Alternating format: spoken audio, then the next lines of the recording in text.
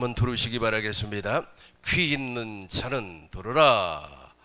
씨 뿌리는 비유를 지금 예수님께서 말씀을 하시고 귀 있는 사람은 들어라. 왜냐하면 마태복음 13장 내용이 천국을 설명하고 있기 때문에 그래요. 천국의 비밀, 천국의 비밀을 모르면 죄사함이 없습니다. 천국의 비밀을 모르면 구원이 없어요. 왜냐하면 우리 하나님께서 깨닫는 마음과 보는 눈과 듣는 귀를 활짝 열어주셔야만이 천국의 비밀을 알 수 있기 때문에 그렇습니다. 그렇다면 이 천국의 비밀은 우리 주님께서 몇 가지로 설명을 하였을까요? 7가지로 설명을 해 주셨습니다. 하나님께서 깨닫는 마음과 보는 눈과 듣는 귀를 주셔야만 합니다. 그래서 천국의 비밀은 예수님 자신이 천국 비밀이고, 예수님께서 말씀하신 씨 뿌리는 비유, 천국의 비유가 천국의 비밀입니다. 우리 14절부터 읽겠습니다. 14절입니다. 14절부터 읽겠습니다. 이사야의 예언에 우리 같이 읽겠습니다. 이사야의 예언이 저희에게 일렀으되 저희가 듣기는 들어도 깨닫지 못할 것이요 보기는 보아도 알지 못하리라. 이사야 선지자가 이사야서 6장 11절 12절에서 이미 예언을 해버렸어요. 그러니까 아무리 말해야 천국의 비밀, 하나님의 계시라고 그러지 않습니까? 하나님의 계시가 지금 비유로 설명이 되고 있는데 이것을 우리 주님께서 알지 못하게끔 만들어 버렸다는 겁니다. 이사야서 6장 9절 우리 읽겠습니다. 여호와께서 가라사대 가서 이 백성에게 이루기를 너희는 듣기는 들어도 깨닫지 못할 것이요 보기는 보아도 알지 못하리라. 다시 한번 읽겠습니다. 여호와께서 가라사대 가서 이 백성에게 이루기를 너희가 듣기는 들어도 깨닫지 못할 것이요 보기는 보아도 알지 못하리라. 왜 그렇습니까? 하나님께서 깊이 잠드는 신을 부어줘 버리세요. 이사야서 29장 9절입니다. 29장 9절 보시겠어요? 너희는 놀라고 놀라라. 너희는 소경이 되고 소경이 되라. 그들의 취함은 포도주로 인함이 아닙니다.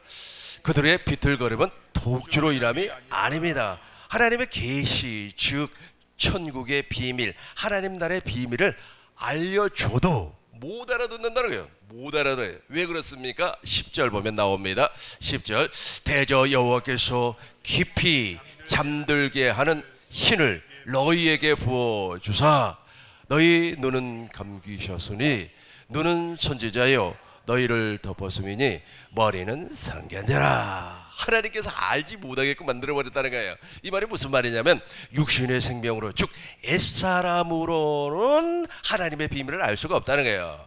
그러니까 하나님의 비밀을 알려면 어떻게 되는 겁니까? 예수님의 제자가 돼야 돼요. 예수님의 제자가 어떻게 되는 겁니까? 예수님께서 요한을 통하여서 물 세례를 받았어요. 물 세례를 받았다고 하는 것이 중요한 것이 아니라 예수님께서 요한에게 세례를 받음으로 구약에서 말씀하셨던 제사법에 따라 모든 죄가 짐승에게 넘어간 것처럼 예수님에게로 넘어와 버렸다는 거예요. 그래서 예수님을 보라 세상 죄를 지고 가는 하나님의 어린 양이로다, 이 사실을 믿는 거예요. 그러니까 예수님에게로 우리의 저주가, 우리의 질병이, 우리의 가난이 넘어갔다고 하는 사실을 믿는 사람들이 바로 예수님의 제자가 되는 겁니다.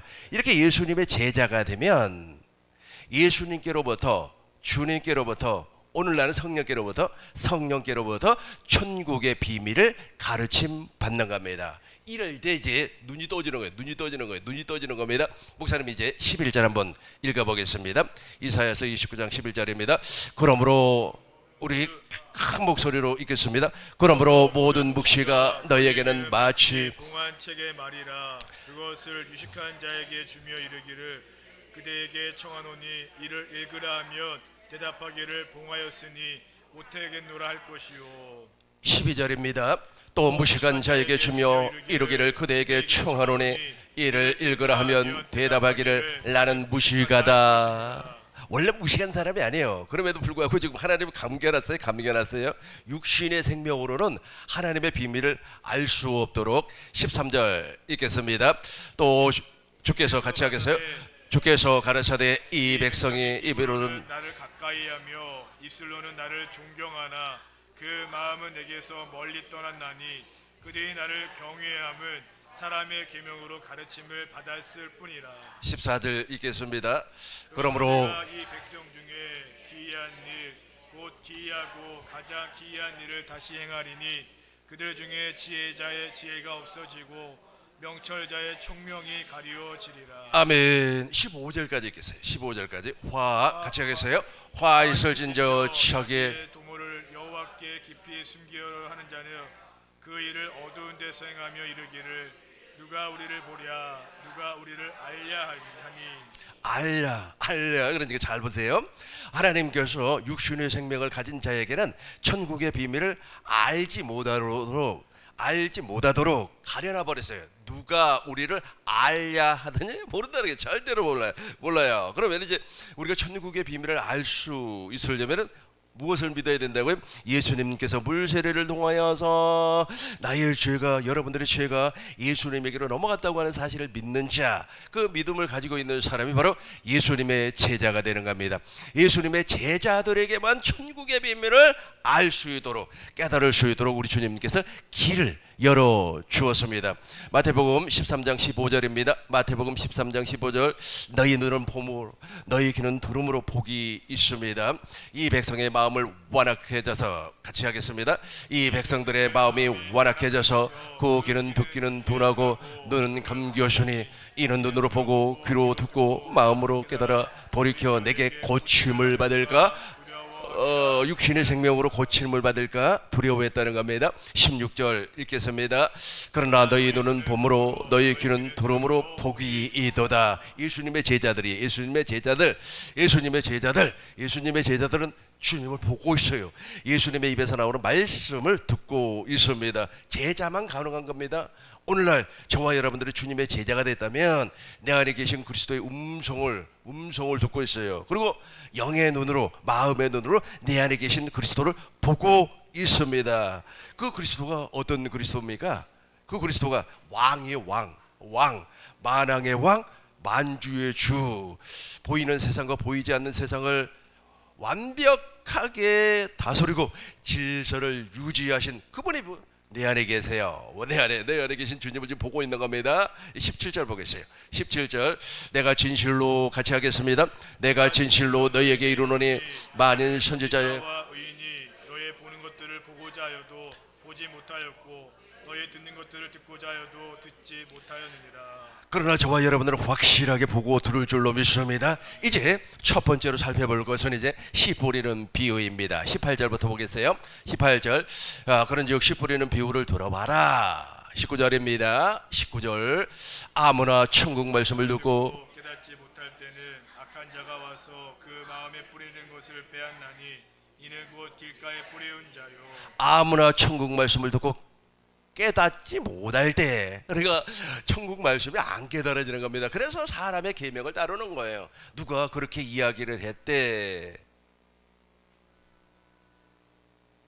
누가 극하더라? 누가 그렇게 이야기했다는 거예요. 누가 극하더라? 아무튼 중요한 것은 무엇이냐면 안 열려. 그러니까 하나님의 말씀은 생명입니다. 로고스. 예수님의 입에서 나온 말씀은 생명이에요. 그 생명을 어떤 사람에게 탁 뿌렸어요.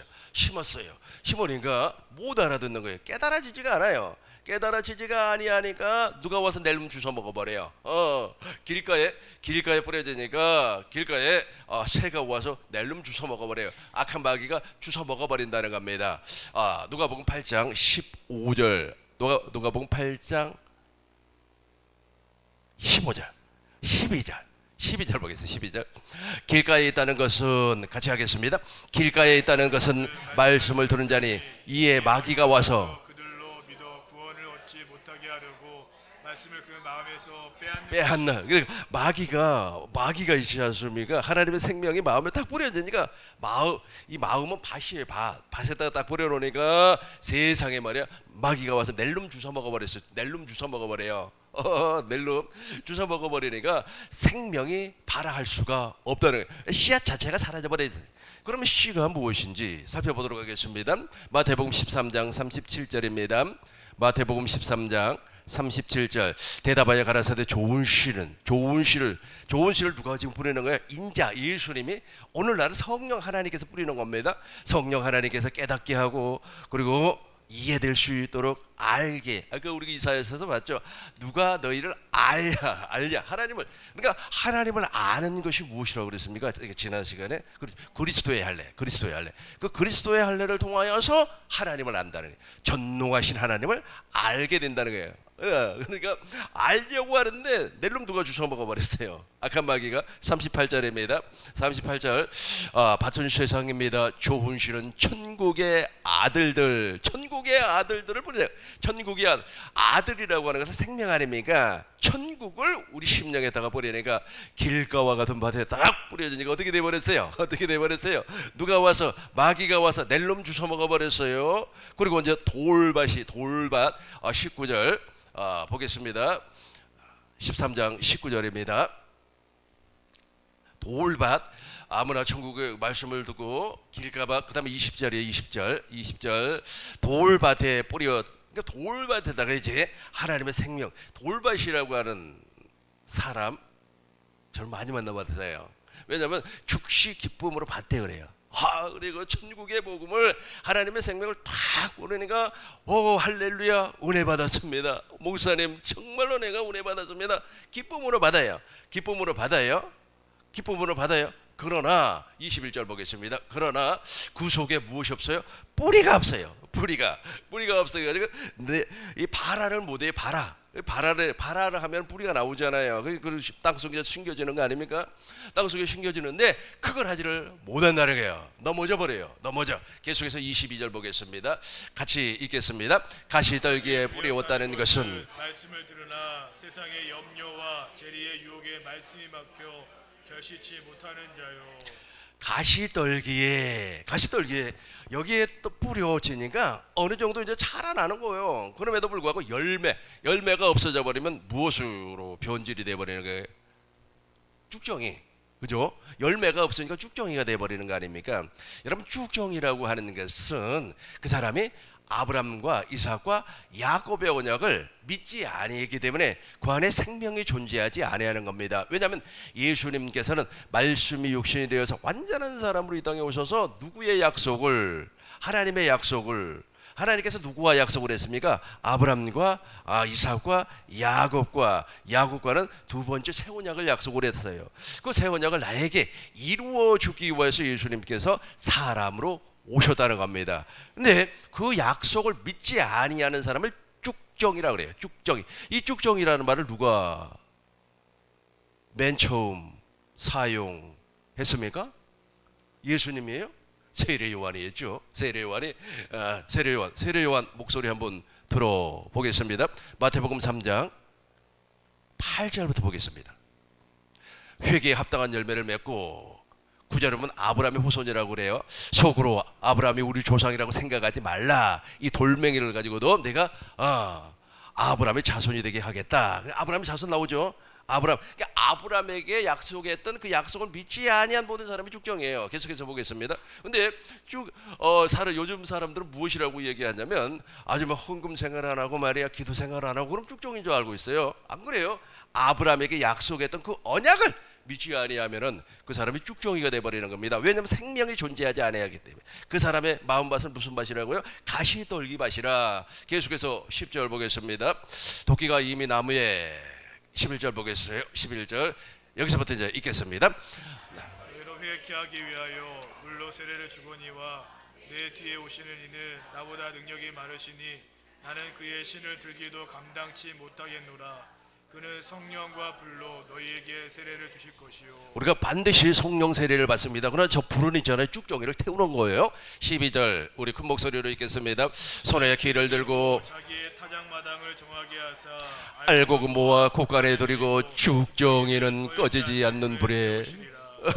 가시떨기만 알겠죠? 이 사람들은 천국의 비밀을 전혀 모르는 사람입니다. 이 사람들 가시떨기 아주 돌밭과 어떤 마음밭을 길가와 돌밭 가시들기는 육신의 생명을 얘기하고 있어요. 그 육신의 생명에다가 아무리 생명을 보내봐야 결실을 못하는 겁니다. 그러나 이제 결실을 하는 밭이 나와요. 좋은 밭에 있다고 하는 것은 23절 12장 13장 마태복음 13장 큰 목소리로 읽겠습니다. 좋은 땅에 뿌리웠다는 것은 말씀을 듣고 깨닫는 자니 결실하여 혹 100배, 혹 60배, 혹 30배가 되느니라 하시더라. 아멘. 저기 바로 물과 성령으로 거듭난 사람의 밭이에요. 여기서 말하는 열매라고 하는 것은 생명을 낳는다는 겁니다.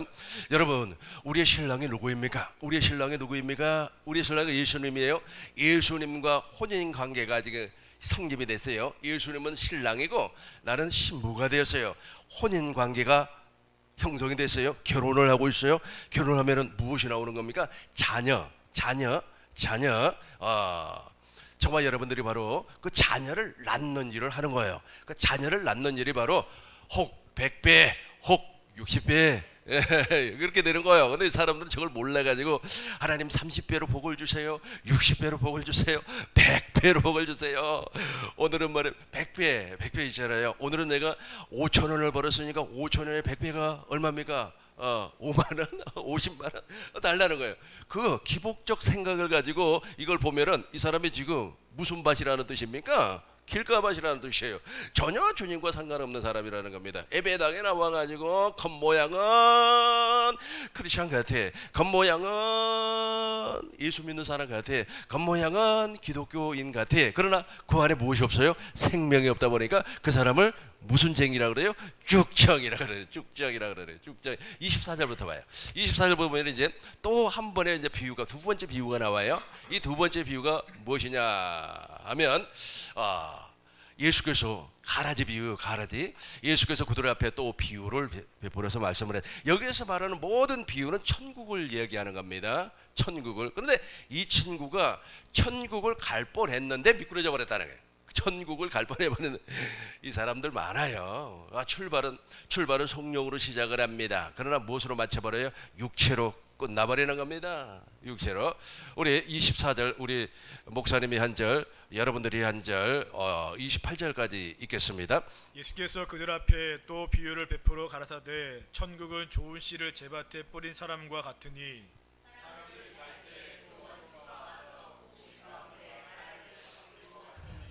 싹이 나고 결실할 때에 가라지도 보이거늘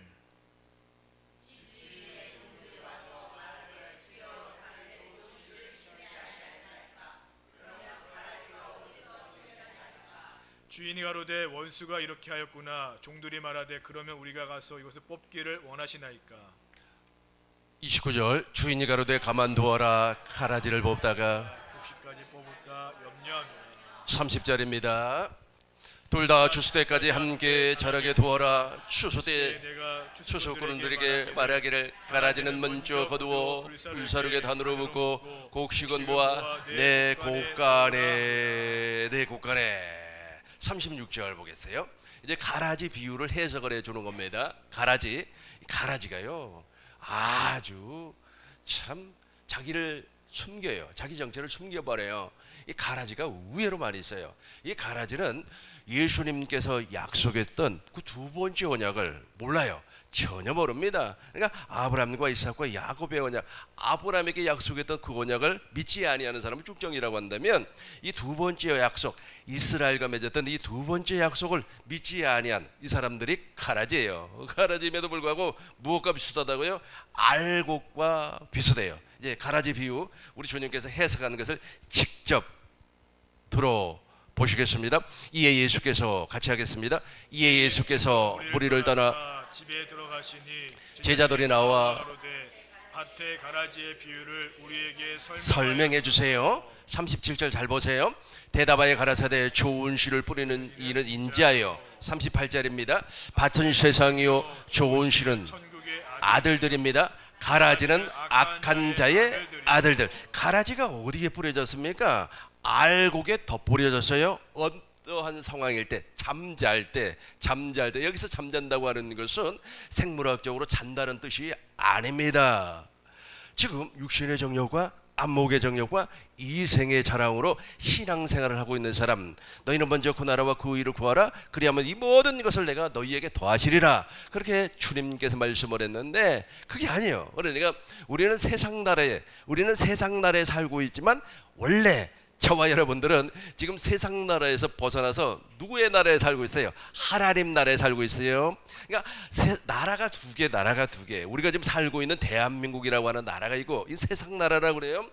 저와 여러분들이 이 세상 나라에 살면서 국가적인 혜택도 받고 또 내 의무도 다 하고 있지 않습니까? 오늘도 제가 자동차를 운전하고 오면서 무엇을 했습니까? 세금을 내고 왔어요. 왜냐하면 기름을 태웠기 때문에 내가 태웠어요. 기름을 태워서 소비한 만큼 내가 국가에 세금을 냈단 말이에요. 이건 세상 나라예요, 세상 나라. 그러나 우리 주님께서는 내 나라는 여기에 속한 것이 아니라 어디에 속했다?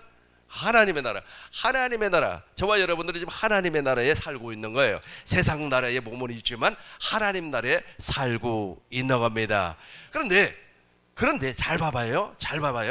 이렇게 하나님 나라로 넘어가서 세상에 살고 있지만 하나님의 생명으로 하나님의 나라를 유지하면서 하나님의 나라로 살아야 되는데 그렇게 못 살고 있을 때가 잠잘 때예요. 이해가 되죠? 여기까지 이해가 됐습니까? 아멘. 이렇게 잠잘 때 맨 밑에만 봐요. 가라지는 악한 자의 아들들이요. 그걸 뿌려버린다고요. 다시 한번 더 읽어요. 목사님 38절 우리 큰 목소리로 읽겠습니다.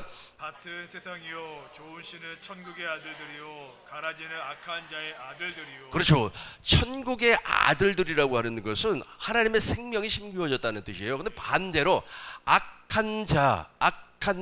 그 악한 자는 제가 누누이 설명을 하지만 저 악한 자는 악한 모습으로 안 나타나요. 그러니까 도덕적으로 아니면 윤리적으로 저 사람 나쁜 사람일 거야 그렇게 생각을 할 수가 있어요. 그러나 오히려 인격적이고 도덕적으로 훌륭해요. 그래야만 사람을 속일 거 아닙니까? 그래서 고린도전서 11장 15절에서는 그 사람들 광명한 천사라고 그래요.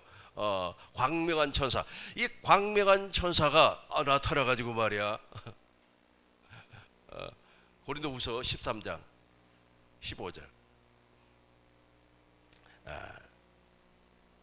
찾았어요? 고린도전서 11장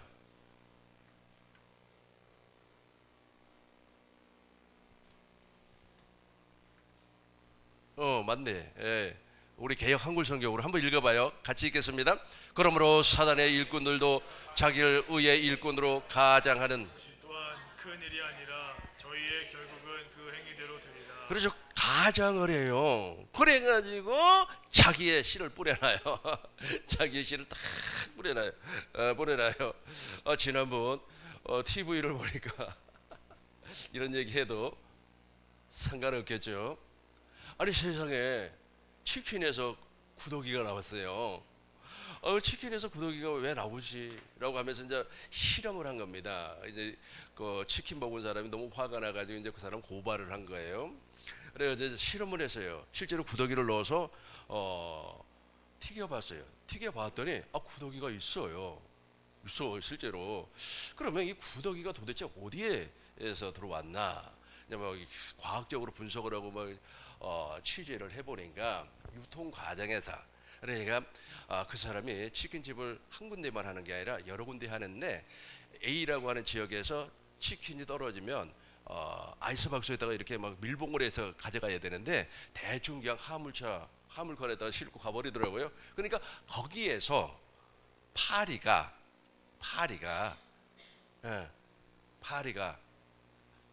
그렇죠. 유충을 거기다 딱 놔버린 거예요. 그 유충이 자라가지고 어떻게 되는 거예요? 구더기가 되는 거죠. 이렇게 한번 생각해봐요. 가라지가 그런다니까. 가라지가 우리가 잠잘 때 우리는 지금 세상 나라에 살고 있지만 실상은 세상 사람이 아닙니다. 우리는 무슨 나라에 살고 있어요? 하나님의 나라에 살고 있어요. 그러니까 하나님의 나라를 추구하지 아니하고 먼저 그 나라와 그 의를 추구하지 아니하면 나도 모르는 사이에 저 광명한 천사가 와가지고 사단의 일꾼이 와가지고 내 안에다가 가라지씨를 딱 심어놔 버린다니까. 가라지씨를 심어놔 버리면 그 가라지씨는 반드시 자라가게끔 되어 있어요. 그러나 알고 가고 같이 이렇게 엮여서 자라나기 때문에 중간에 뽑아낼 수도 없어요. 언제까지 가는 겁니까? 예수님이 이 땅에 재림하실 때까지. 어느 책을 읽어보니까 예수님이 재림을 했어요. 적그리스도가 통치를 하면서 막 사람들을 통치, 지배하려고 표를 준다네요. 근데 성경하고는 좀 맞지는 않아요. 성경하고는 잘 맞지 않는데 아무튼 제가 재미로 한번 읽어봤어요. 그 책 제목이 무엇이냐면 표라는 책입니다. 그 시인이 썼어요. 그러나 이제 참고만 하고 성경하고 안 맞는 부분들이 많이 있어요. 그 책을 제가 강원도에서 목회를 할 때 읽었거든요. 꽤 오래전에 읽었어요. 근데 그 내용을 보면 이제 예수님이 이제 재림을 해요. 우리 적그리스도 정부가 딱 들어서요. 그때 이제 알곡과 가라지 나눠지는 거예요. 그러니까 처음에는 막 그냥 젊은 목회자가 말이야 목회도 잘하고 말이야 성도들에게 정말로 인기도 좋고 그랬어요. 근데 막상 예수님이 재림을 하고 나서 적그리스도 정부가 딱 들어오니까 이 사람이 실상은 예수님을 빙자한 자기의 목적을 이루기 위해서 삶을 살았다는 거예요. 그러니까 예수님의 제자가 아니었다는 뜻이죠. 그러니까 지금은 몰라요. 지금은 모르지만은 언젠가는 들통나게끔 되어 있습니다. 근데 여러분 생명의 성령의 법, 즉 우리 주님께서 선포하신 천국 복음으로 살아버리면 그 보여요. 보인다고 해서 뭐 지적할 필요는 없겠습니다만은 저 사람이 알곡은 아니구나 하는 것이 느껴집니다. 자, 이제 38절 우리 같이 한번 더 읽겠습니다. 밭은 세상이요 좋은 실은 천국의 아들들이요 가라지는 악한 자의 아들들. 40절 39절 가라지 심은 원수는 마귀요, 추수 때는 세상 끝이요 추수꾼은 천사들이니. 40절 보겠습니다. 그런즉 가라지를 거두어 불에 사르는 것 같이 세상 끝에도 그러하리라. 41절 보시겠어요? 인자가 그 전설을 보내리니 저희가 그 나라에서 모든 넘어지게 하는 것과 또 불법을 행하는 자들을 거두어내어. 42절 풀무불에 던져 넣으리니 거기서 일을 저 사람이 예복을 입지 아니한 사람이에요. 혼인잔치 초청은 받았지만은 청함을 받았지만은 택한 백성이 아니라는 거예요. 예복을 입지 아니했기 때문에. 슬프지요. 슬프죠. 저와 여러분들은 저 가라지 근처에도 안 갈 줄로 믿습니다. 31절 보겠습니다. 계자 12후 세 번째 계자 12후 31절 31절 또 비유를 베풀어 가라사대 천국은 마치 사람의 자기 밭에 가서 심은 겨자씨 한 알 같아요. 계속해서 32절 큰 목소리로 읽겠습니다. 이는 모든 새보다 작은 것이로되 자란 후에는 나물보다 커서 나무가 되매 공중의 새들이 와서 그 가지에 깃들으니라. 깃든다. 저게 바로 그리스도의 형상으로 태어나는 천국이 되었다는 거예요. 다시 한번 31절 보겠습니다. 31절입니다. 또 비유를 베풀어 가라사대 천국은 마치, 모든 것이 다 천국 비유입니다. 천국은 마치 사람이 자기 밭에 갖다 심은 겨자씨 하나. 겨자씨는 정말로 작아요. 너무너무 작지만 생명 아닙니까? 생명. 그 생명이 우리 안에 심겨졌어요. 우리 마음에 심겨졌어요. 그러니까 자라나는 거예요. 자라나 또 자라나고 또 자라나고 또 자라나고 또 자라나고 또 자라났어요. 이렇게 자라나서 완전히 자라버렸어요. 장성한 겨자나무가 되었습니다. 32절 큰 목소리로 읽겠습니다. 이는 모든 씨보다 작은 것이로되 자란 후에는 나물보다 커서 나무가 되매 공중의 새들이 와서. 저 공중의 새는 길가밭 우리가 아까 살펴봤지 않습니까? 누구의 마귀란 말이에요. 마귀. 그런데 원수의 원수. 저 원수가 이제 내가 하나님의 생명으로 거듭나 버리면, 내가 하나님의 형상 즉 그리스도의 형상으로 태어나 버리면, 하나님의 형상, 우리 목사님 몇 가지만 한번 살펴봅시다. 갈라디아서 4장 19절 보겠습니다. 그리스도의 형상이라고 그래요. 이렇게 그리스도의 형상으로 태어납니다. 태어나요. 그걸 무슨 나무라고요? 겨자나무. 장성한 겨자나무. 4장 19절 그리스도의 형상이 이루기까지 그리스도의 형상으로 태어나는 겁니다. 이건 복음을 믿어야 돼요. 고린도전서 4장 15절 그리스도 안에서 일만 수송이 있으되 아비는 많지 아니하고 내가 너희를 무엇으로 낳았다? 복음으로 낳았다는 거예요. 복음으로 태어나는 거예요. 복음으로 태어나요. 이걸 무슨 나무? 장성한 겨자나무 다 커버린 겨자나무라고 그랬어요. 거기에 새들이 기드는 겁니다. 야고보서 1장 18절 진리로 우리를 낳아주는 거예요. 진리로 같이 읽겠습니다. 그가 그 조물 중에 우리로 한 열매가 되시고 자기의 뜻을 쫓아 진리의 말씀으로 우리를 낳으셨느니라. 진리의 말씀으로, 그러니까 진리를 믿어야 되는 거예요. 진리, 5가지 진리, 성부, 성자, 성령 하나님이 진리예요. 그분을 입에서 나오는, 성부와 성자와 성령의 입에서 나오는 모든 말씀이 진리입니다. 기록된 로고스, 기록된 성경이 진리입니다. 베드로전서 1장 3절 보겠습니다. 베드로전서 1장 3절 찬송하리로다. 우리 주 예수 그리스도의 아버지 하나님이 그 많으신 국률대로 예수 그리스도의 죽은 자 가운데서 부활하심으로 말미암아 우리를 거듭나게 하사, 어떻게 거듭날 수가 있어요? 어떻게 거듭날 수가 있습니까? 23절 보겠습니다. 23절 보시겠어요? 어떻게 거듭납니까? 너희가 거듭난 것이 썩어질 씨로 된 것이 아니요 썩지 아니할 씨로 된 것이니 하나님의 살아있고 항상 있는 말씀으로 되었느니라. 9절 보겠습니다. 1장 9절 믿음의 결국 영혼의 구원. 같이 하겠습니다. 믿음의 결국 곧 영혼의 구원을, 이걸 바로 겨자나무라 그래요. 겨자나무를 이렇게 다 그리스도 형상으로 태어나버리니까 이제 원수되었던 사람이 나에게 친구하자고 이렇게 다가와요. 우리 친구해요. 우리 같이 신앙생활 같이 해요 라고 하면서 다가온단 말이에요. 얼마나 좋아요? 엄청나게 좋죠. 우리가 지금 씨 뿌리는 비유, 두 번째 가라지 비유, 세 번째 겨자씨 비유, 네 번째 보겠어요. 네 번째 마태복음 13장 33절 보겠습니다. 마태복음 누룩이라고 나와요. 누룩이라고.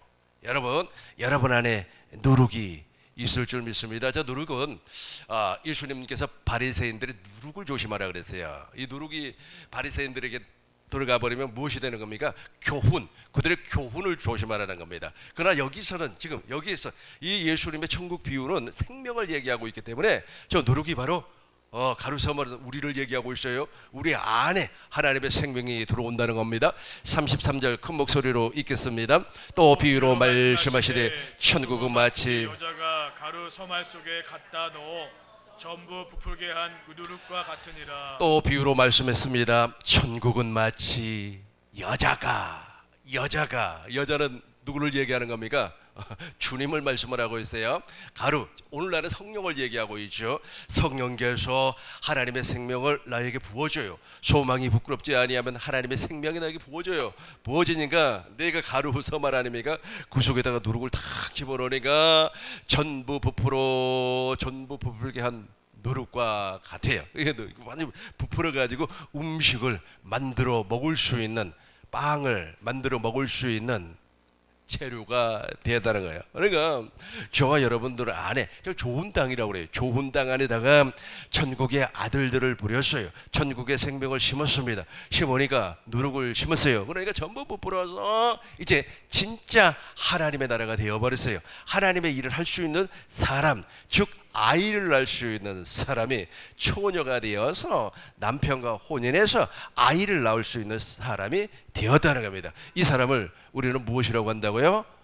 하나님의 자녀라 그래요. 하나님의 아들이라고 하는 거예요. 하나님의 아들들이 되게 하셨습니다. 34절 보겠어요. 34절 목사님 큰 목소리로 읽어주세요. 예수께서 이 모든 것을 무리에게 비유로 말씀하시고 비유가 아니면 아무것도 말씀하지 아니하셨으니 계속해서요. 이는 선지자로 말씀하신 바 내가 입을 열어 비유로 말하고 창세부터 감추인 것들을 드러내리라 함을 이루려 하심이니라. 그렇죠. 이렇게 해서 이제 또 비유를 설명을 해요. 44절로 바로 가겠습니다. 44절 천국은 우리 큰 목소리로 같이 읽겠습니다. 천국은 마치 밭에 감추인 보화와 같으니 사람이 이를 발견한 후 숨겨두고 기뻐하여 돌아가서 자기의 소유를 다 팔아 그 밭을 샀느니라. 천국은 마치 밭에 감춘 보화. 저 보화가 생명 아니겠어요? 저 생명을 발견을 했어요.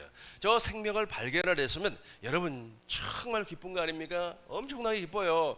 가라지가 되게 일보 직전에 저 기쁨을 누려요.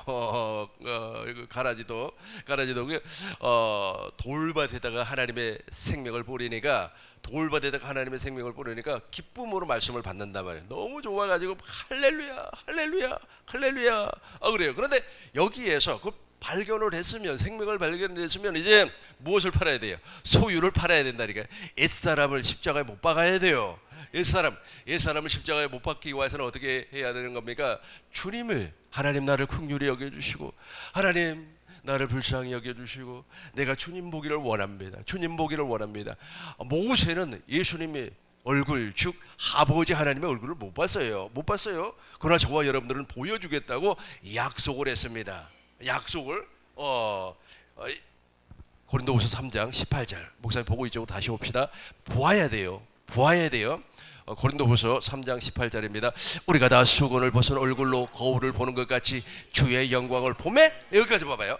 우리의 수건, 모세의 율법이 확 벗겨지니까 다시 한번 읽겠습니다. 우리가 다 수건을 벗은 얼굴, 거울을 보는 것 같이 주의 영광을 보매, 저와 같은 형상으로 화하여 영광으로 영광에 이르니 그 주의 성령으로, 개역 개정으로 다시 한번 더 보겠습니다.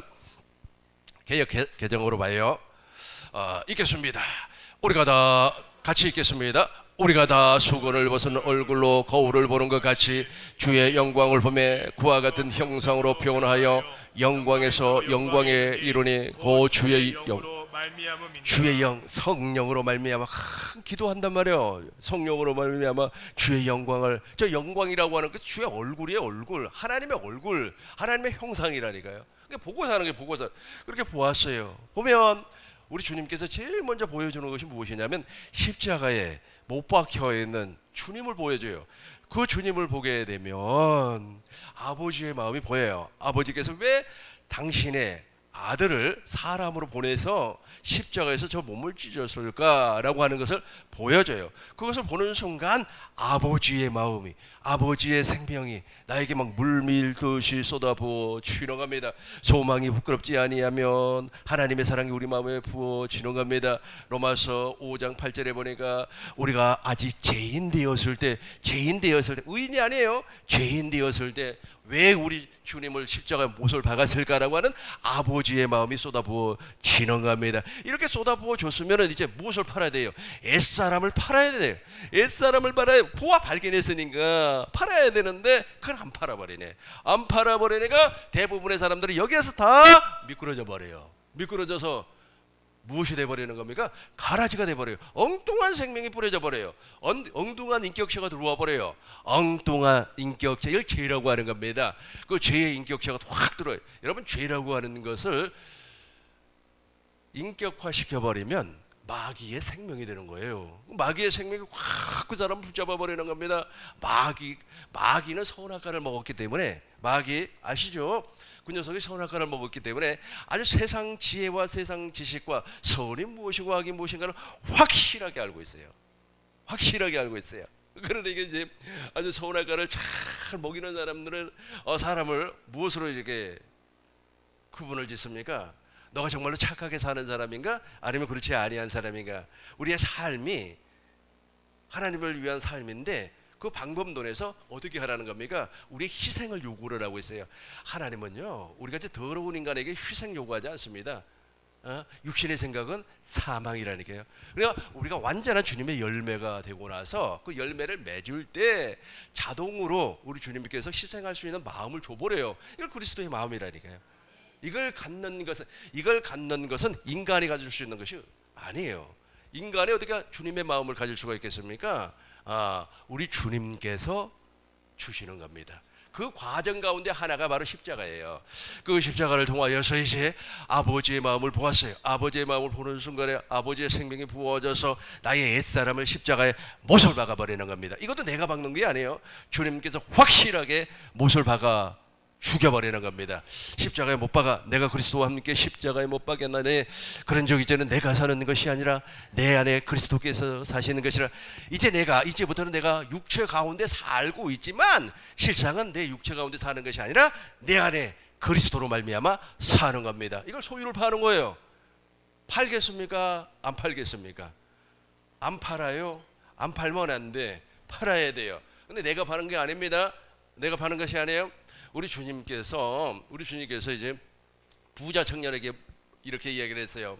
이 부자 청년에게 부자 청년이 어떻게 하면 영생을 얻을 수 있습니까? 질문하니까 너 계명을 지켜라. 나 다 지켰다는 거야. 하나님 사랑한다, 이웃 사랑한다, 다 살인하지 말라, 간음을 다 지켰다. 그래, 너에게 한 가지 부족한 것이 있다. 가서 너의 소유를 다 팔아 가난한 자들에게 주고 나를 따라라. 그러면 영생을, 보호와 영생을 얻을 것이라. 그런데 이 부자 청년이 막 마음에 근심을 한단 말이에요. 왜냐하면 소유가 많았어. 똑같아요. 이게 하나님의 생명이 막 부어지면 그 자리에서 꼬꾸라져 버려야 되는데 자기가 체면이 있지 어쩌고 저쩌고. 그때부터 하나님이 쓰는 거예요. 그 전에 안 써요. 사실은 자기 일하고 있는 겁니다. 하나님이 일한다고 하지만 자기 일하고 있어요. 자기 일. 그때부터는 진짜 하나님의 일을 할 줄로 믿습니다. 이렇게 팔았어요. 파는 과정 한번 살펴보도록 하겠습니다. 진주까지 한번 살펴보고 그 다음 45절 봐요. 또 천국은 마치 좋은 진주를 구하는 장사와 같습니다. 46절입니다. 극히 값진 진주 한 날을 만났어요. 가서 모든 소유를 다 팔아. 그 소유를 다 팔아서 무엇을 샀어요? 진주를 샀어요. 에베소서 보겠습니다. 에베소서 4장 21절부터 봐요. 진리가 예수님 안에 있어요. 우리가 진리를 사야 된다니까. 무엇을 팔았어? 그 소유를 팔아서 진리가, 자 봐요. 진리가 예수 안에 있는 것 같이, 우리 큰 목소리로 읽겠습니다. 목사님 같이 읽어줘요. 진리가 예수 안에 있는 것 같이 너희가 참으로 그에게서 듣고 또한 그 안에서 가르침을 받았을진데. 그래, 진리가 예수님 안에 있어요. 예수님 안에 있으면 성령 하나님께서 지금 무엇을 팔라는 거예요? 진리를 사기 위해서 소유를 팔으라는 겁니다. 너 옛사람 팔아야 된다니까. 너 옛사람 말이야 아무짝에 쓸모없어. 그 옛사람 때문에 너가 자랑하고, 그 옛사람 때문에 육신의 정욕과 안목의 정욕과 이생의 자랑, 이 모든 것은 아버지께로부터 온 것이 아니라 어디로부터? 세상. 너는 세상 나라가 좋다 이거야. 하나님 나라를 팽개쳐 버렸어. 하나님 나라는 관심도 없어. 세상 나라에서 말이야 아주 장관도 되고 국회의원도 되고 대통령도 되고, 그거 너 목적이지. 그거 팔으라니까. 그거 팔아버려. 팔고 이제 하나님 나라에 하나님 나라를 유업으로 받을 수 있는 하나님의 자녀가 되는 겁니다. 우리 21절 다시 한번 더 읽겠습니다. 진리가 예수 안에 있는 것 같이 너희가 참으로 그에게서 듣고 또한 그 안에서 가르침을 받았을진데. 22절 보겠습니다. 너희는 욕을 욕심을 따라 썩어져가는 구속을 따르는 옛사람을 버리고, 그러니까 저 진주와 보화와 진주를 살려면 버려야 된다니까요. 버려야 돼요. 저기 뭐가 좋다고? 저기에 자존심 다 있어요. 저기에 또 무엇도 있을까요? 이기적인 습관, 생활 방식, 저 다 있어요. 저 옛사람에게 다 있단 말이에요. 아집, 고집, 음란한 생각 다 저 안에 들어있습니다. 그걸 팔으라는 거예요. 어떻게 파는지 보시겠습니다. 23절입니다. 오직 같이 하겠어요. 오직 너희의 심령이 새롭게 되어. 24절입니다. 하나님을 따라 의와 진리의 거룩함으로 지으심을 받은 새 사람을 입으라. 새 사람을 입으라. 저렇게 새 사람을 입는 사람이 13절이 돼요. 목사님 4장 13절 보겠습니다. 4장 13절 보시겠어요? 4장 13절 22절이 아니고 그냥 13절. 우리가 다 하나님의 아들을 믿는 것과 아는 일에 하나가 되어 온전한 사람을 이어 그리스도의 장성한 분량인, 이제 저기서 소유를 다 팔고 생명을 샀어요. 생명을 샀다고 하는 건 그리스도의 형상으로 태어났다는 거예요. 태어나면 끝나는 겁니까? 자라나는 겁니다. 우리 큰 목소리로 한 번 더 읽겠습니다. 우리가 다 하나님의 아들을 믿는 것과 아는 일에 하나가 되어 온전한 사람을 이루어 그리스도의 장성한 분량이 충만한 데까지 이르리니 14절 보겠습니다. 14절. 이는 우리가 이제부터 어린아이가 되지 아니하여 사람의 속임수와 간사한 유혹에 빠져 온갖 교훈의 풍주에 밀려 요동하지 않게 하려 함이라. 그렇죠. 이제 유혹에 안 넘어가요. 가라지 씨가 이때부터는 안 뿌려져요.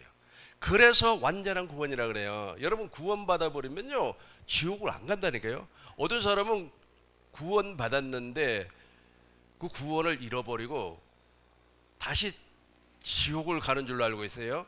그러니까 그 사람이 예를 들어서 저렇게 구원이 이루어져 버리면 유혹에 넘어가지 않아요. 그러니까 구원받기 전 이 얘기를 지금 하고 있는 것 같아요. 지금 우리 기독교 교리 가운데 이런 게 하나가 있어요.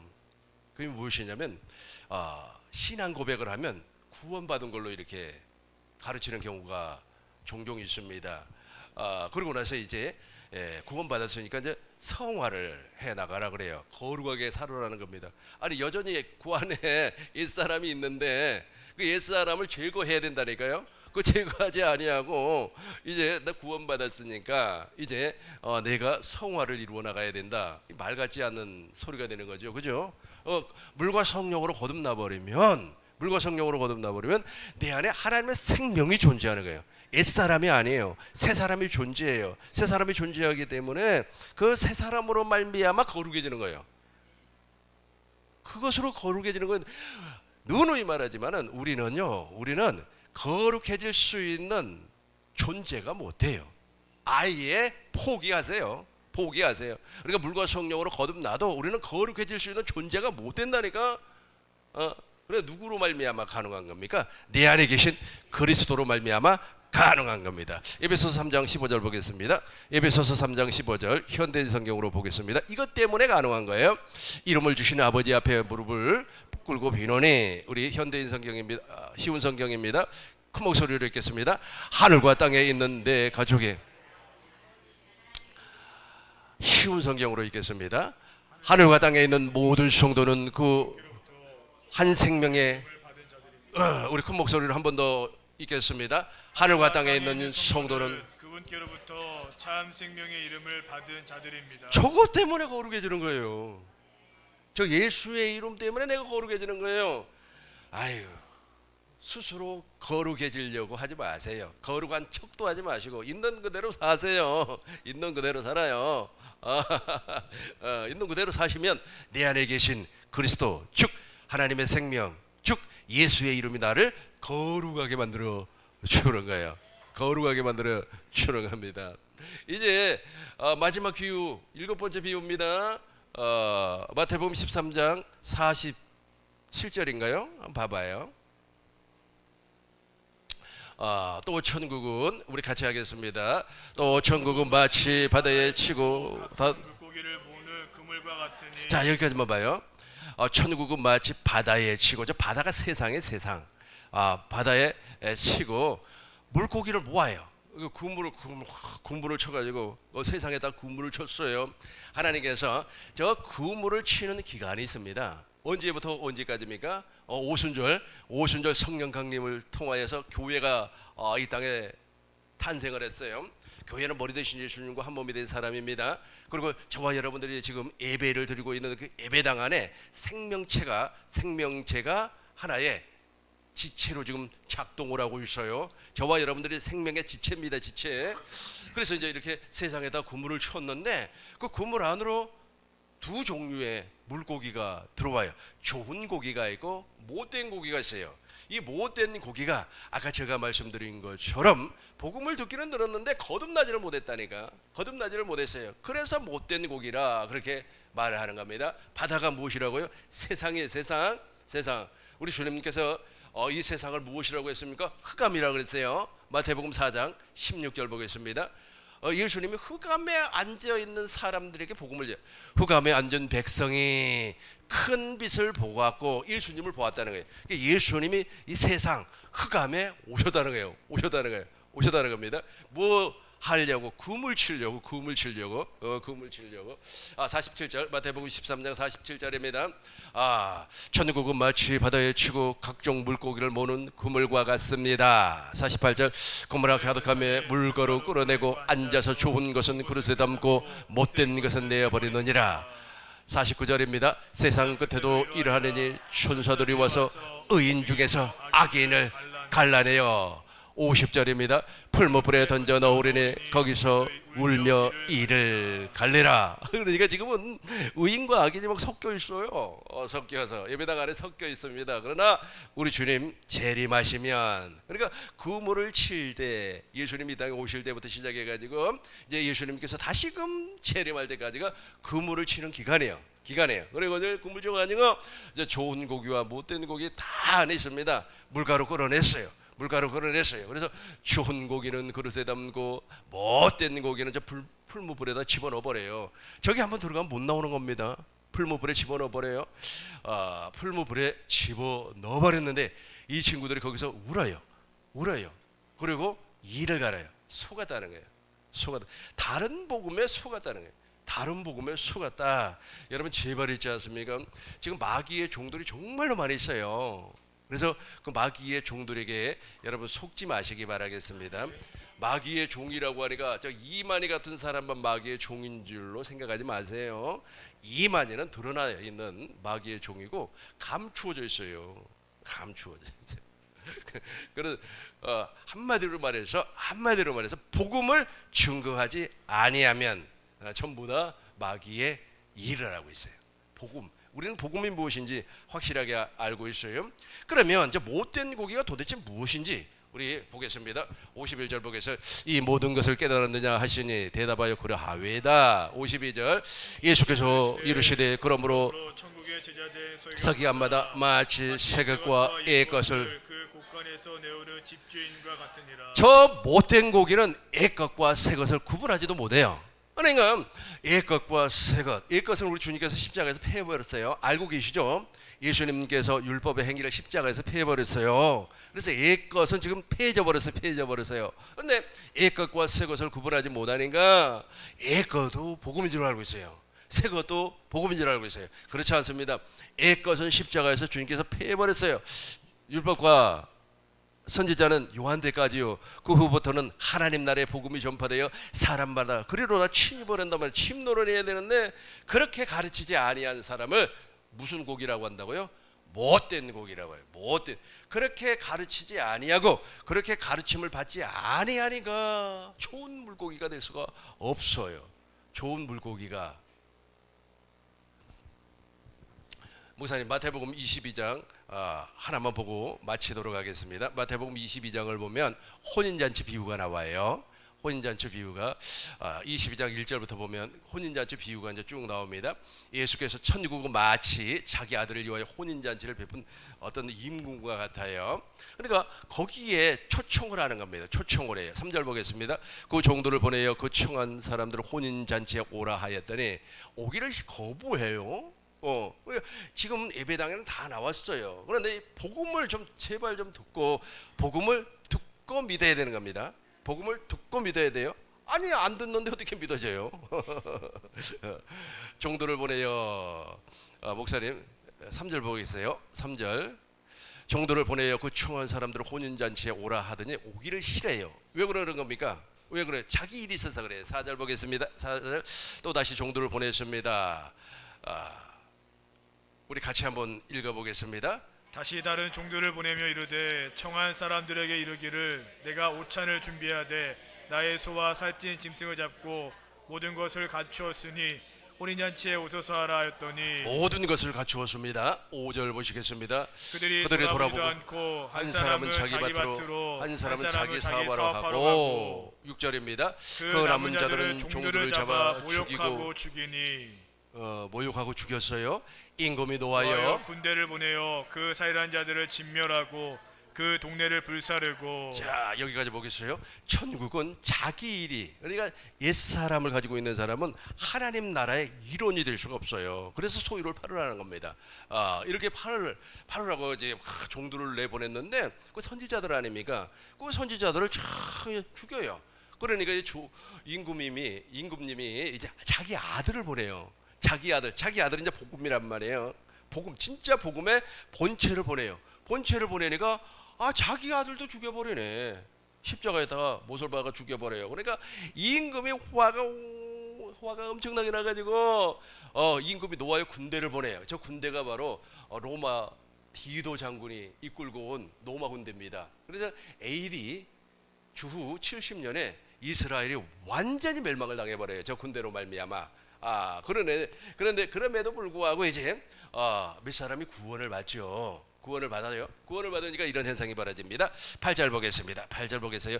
이에 종들에게 이르되 혼인잔치에 준비되었으나 청한 사람들은 합당하지 아니하니. 목사님 다시 한번 더 읽어주세요. 이에 종들에게 이르되 혼인잔치는 준비되었으나 청한 사람들은 합당하지 아니하니. 9절입니다. 내거리 길에 가서 사람을 만나는 대로 혼인잔치에 청하여 오라 한대. 10절입니다. 종들이 길에 나가 악한 자나 선한 자나 만나는 대로 모두 데려오니 혼인잔치에 손님들이 가득한지라. 11절입니다. 임금이 손님을 보러 들어올세. 자, 우리 11절부터는 우리 같이 읽겠습니다. 14절까지. 임금이 손님들을 보러 들러올세. 거기서 예복을 입지 아니한 사람을 보고 이르되 친구여 어찌하여 예복을 입지 않고 여기에 들어왔느냐. 그가 아무 말도 못하거늘 임금이 사원들에게 말하되 그 손발을 묶어 바깥 어두운 데 내던지라. 거기서 슬피 울며 이를 갈게 되리라 하니라. 청함 받은 자는 많되 택함을 입은 자는 적으니라. 예복을 입지 아니했어요. 예복을. 그러니까 왜 예복 입지 아니했니? 그래도 유구무원이라. 입이 있어도 말을 못해요. 왜냐하면 저 예복은 누가 입혀주는 겁니까? 하나님이 입혀주는 거예요. 하나님의 약속을 믿으면 되는 겁니다. 그런데 그 못된 물고기죠. 그 못된 물고기는 지금 누군가에게 미혹을 당해가지고 진짜를 아무리 증거를 안 믿어버리네. 이건 어쩔 수가 없어요. 그러니까 액것과 새것을 구분을 못해요. 구분도 못하고 내올 수도 없다는 겁니다. 정리하도록 하겠습니다. 예수님께서 7가지로 천국을 말씀하셨습니다. 이 천국의 비밀은 우리 주님께서 깨닫는 마음과 보는 눈과 듣는 귀를 주지 아니하면 알 수가 없어요. 그래서 우리 주님 이렇게 말씀을 했어요. 마태복음 13장 9절. 귀 있는 자는 들어라. 귀 있는 자는 들어라. 우리 다 귀 가지고 있어요. 그럼에도 불구하고 안 들려온다니까. 안 들려와요. 왜 들려오지 않습니까? 지금 무엇인가에 미혹당해 있기 때문에 그렇습니다. 그러나 우리는 이제 좋은 밭이 되었어요. 좋은 밭이 되어서 하나님의 생명이 보내졌습니다. 그리스도의 형상으로 다 태어났어요. 이렇게 그리스도의 형상으로 태어난 사람이 100배, 60배, 30배의 열매 생명을 낳을 줄로 믿습니다. 여러분 그 생명이 멸류관이에요. 여러분 그 멸류관을 많이 받으시길 주의 이름으로 축복합니다. 우리 하나님께 영광의 박수를 드리고 주기도문으로 마치겠습니다. 박수하겠어요.